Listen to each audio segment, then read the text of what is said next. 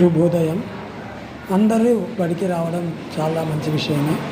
కానీ ఎంతమంది చదువుతున్నారు అనేది ఒకసారి మనము పరిగణలోకి తీసుకున్నట్టయితే, బడికి మీరు రావడం, మీ అమ్మ వాళ్ళు, నాన్న వాళ్ళు పంపడం చాలా సంతోషకరం. కానీ ఉపాధ్యాయుడు చెప్పినది ఏది సరిగా వినకపోవడము, చెప్పిన పని చేయకపోవడము వలన ఎవరికి లాభం కలుగుతుంది?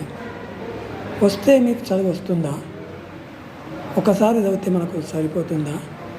2-3 సార్లు చదవాలి, మనసు పెట్టి చదవాలి. చిత్తశుద్ధి కలిగి చేసిన పుణ్యంబు అన్నట్టుగా మనము మంచి మనసు పెట్టి ఒకసారి 2 సార్లు చదివినంత మాత్రాన అది సరిగా రాదు. 10-20 సార్లు పలుమార్లు వచ్చేంత వరకు చదవాలి. అనగనగరాగ మతిశయిల్లుచునుండు సాధనమున పనులు సమకూరుదరులు అన్నట్టుగా ప్రతి విద్యార్థి కూడా ఒక పాఠాన్ని 10 సార్లు చదవాలి. దాని గురించి ఆలోచన చేయాలి. అది గట్లే ఎందుకైంది, ఇలా అయితే ఎలా ఉంటుంది అని అనుకుంటే అప్పుడు మీరు సక్సెస్ అయినట్టుగా లెక్క.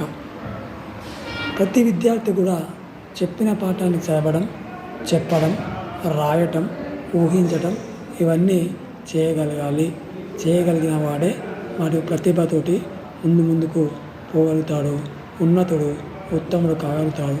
మీ తల్లిదండ్రుల కోరికలను, వారి యొక్క ఆశలను, ఆశయాలను తీర్చడానికి మీరు ఛాయాశక్తుల పని చేయాలి అంటే చదవాలి.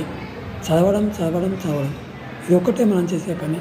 కాబట్టి విద్యార్థులారా, మీరంతా కూడా చదవండి, మనసు పెట్టండి, చదవండి.